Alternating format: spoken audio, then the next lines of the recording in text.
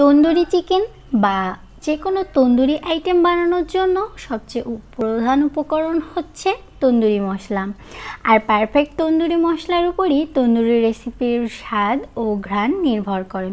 শুধু বাজার থেকে অধিক দাম দিয়ে এই তন্দুরি মশলা না কিনে আমার রেসিপি ফলো করে বাড়িতেই খুব সহজে বানিয়ে ফেলুন আর সংরক্ষণ করে রাখুন তন্দুরি মশলা।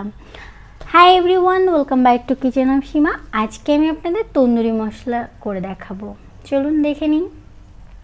এর জন্য প্রথমে আমাদের লাগছে আস্ত ধনিয়া। এখানে আমি 2 টেবিল চামচ মতো আস্ত ধনিয়া নিয়েছি। এছাড়া নিয়েছি 1 টেবিল চামচ পরিমাণ কালো সরিষা আর 1 টেবিল চামচ পরিমাণ আস্ত জিরা। এখানে আমি জায়ফল আর জয়ত্রী নিয়েছি, 3টা মতো জয়ত্রী নিয়েছি আর একটা বড় জায়ফলের 3 ভাগে 2 ভাগ নিয়েছি। এখানে আমি 1 চা চামচ মতো গোলমরিচ গুঁড়ো নিয়েছি, প্রায় 6 ইঞ্চি মতো দারচিনি নিয়েছি আর 5-6টা শুকনো মরিচ নিয়েছি। এছাড়া আমাদের লাগছে আদা গুঁড়ো। এখানে আমি 2 টেবিল চামচ আদা গুঁড়ো নিয়েছি আর 2 টেবিল চামচ রসুনের গুঁড়ো নিয়েছি, আমি একসাথে মিশিয়ে রেখেছি। প্রায় 4 টেবিল চামচ মতো পাপরিকা পাউডার নিয়েছি, এটার জন্য কালারটা অনেক সুন্দর আসে। এছাড়া আমাদের আরও লাগছে লাল মরিচের গুঁড়ো 1 টেবিল চামচ, হলুদের গুঁড়ো 1/2 চা চামচ, 7-8টা মতো লবঙ্গ আর 15-16টা মতো এলাচ।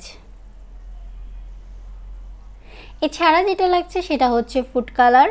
আপনি যদি গুঁড়া ফুড কালার ব্যবহার করেন তাহলে এই মশলাটা মেশানোর সময় মিশিয়ে দিবেন, আর যদি আমার মতো লিকুইড ইউজ করতে চান তাহলে যখন যে কোনো আইটেমকে ম্যারিনেট করবেন তখন তার মধ্যে লিকুইড কালারটা মিশিয়ে দিবেন। সাধারণত এখানে অরেঞ্জ কালার আর রেড কালার এই দুইটা মিশিয়ে ব্যবহার করা হয়, তাহলে কালারটা অনেক সুন্দর আসে। এখন একটা ফ্রাই প্যান গরম করে এর মধ্যে আমি একে একে সব আস্ত মশলাগুলো দিয়ে দিচ্ছি এবং এগুলোকে একদমই লো হিটে একটু সময় নিয়ে টেলে নিতে হবে। দেখুন, অবশ্যই খেয়াল রাখবেন মশলাগুলো যেন পুড়ে না যায়, কারণ মশলাটা যদি পুড়ে যায় তাহলে এর থেকে পারফেক্ট স্বাদ আর ঘ্রাণটা আসবে না। একে একে সব আস্ত মশলাগুলো আমি দিয়ে দিয়েছি এবং এটাকে সর্বোচ্চ 3 মিনিট মতো হালকা আছে নেড়ে চেড়ে নামিয়ে নিলেই এটা আপাতত রেডি হয়ে যাবে গুঁড়ো করার জন্য। দেখুন, আমার মশলা থেকে খুব সুন্দর একটা ঘ্রাণ বেরোচ্ছে, তার মানে এটা হয়ে গেছে। এই দেখুন, আমি এবার মশলাটাকে একটু ঠান্ডা করে এটাকে গুঁড়ো করে রেখেছি। এখন এই মশলার গুঁড়োর সাথে আমি বাকি গুঁড়ো মশলাগুলো মিশিয়ে দিব।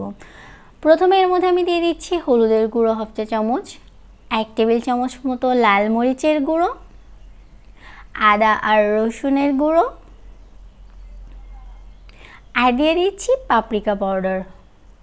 দেখুন, এখন এগুলো একসাথে মিশিয়ে নিতে হবে। আপনি ফুড কালার ইউজ করতে চাইলে এখানে ব্যবহার করেন, আর লিকুইড হলে ম্যারিনেট করার সময়। দেখলেন তো কত সহজেই তৈরি হয়ে গেল তন্দুরি মশলা। এবার এটাকে সংরক্ষণ করার জন্য একটা কাচের বয়ামে এটাকে রেখে দিন আর এয়ারটাইট করে রেখে দিন, তাহলে এটা অনেক দিন ভালো থাকবে। এতক্ষণ ভিডিওটি দেখার জন্য ধন্যবাদ।